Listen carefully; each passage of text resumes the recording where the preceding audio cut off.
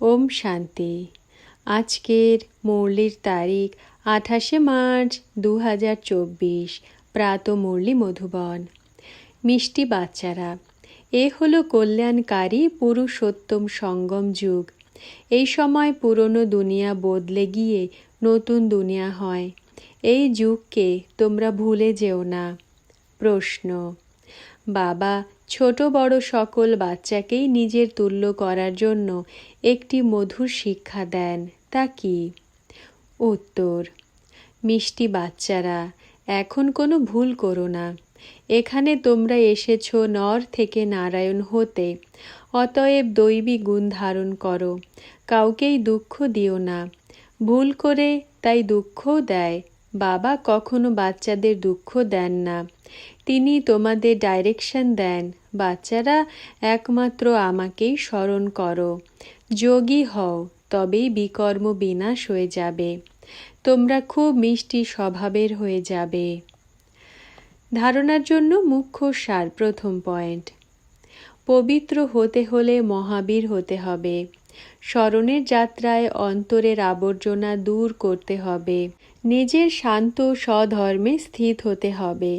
অশান্তি ছড়াবে না। দ্বিতীয় পয়েন্ট: বাবা যে সঠিক কথা বলেন তাই শুনতে হবে। হিয়ার নো ইভিল, রং কথাবার্তা শুনো না। সবাইকে সতর্ক করো। পুরুষোত্তম যুগে পুরুষোত্তম হও আর বানাও।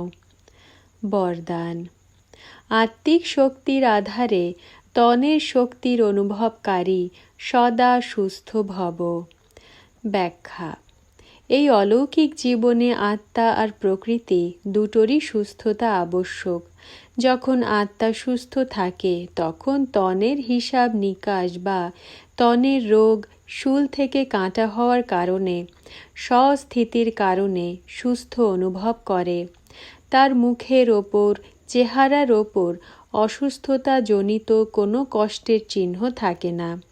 কর্মভোগের বর্ণনার পরিবর্তে কর্মযোগের স্থিতির বর্ণনা করতে থাকে। তারা পরিবর্তন শক্তির দ্বারা কষ্টকে সন্তুষ্টতাতে পরিবর্তন করে সন্তুষ্ট থাকে আর সন্তুষ্টতার ঢেউ ছড়িয়ে দেয়। স্লোগান: অন্তর থেকে তন দিয়ে নিজেদের মধ্যে ভালোবাসা বজায় রেখে সেবা করো তো সফলতা নিশ্চিত প্রাপ্ত হবে। ওম শান্তি।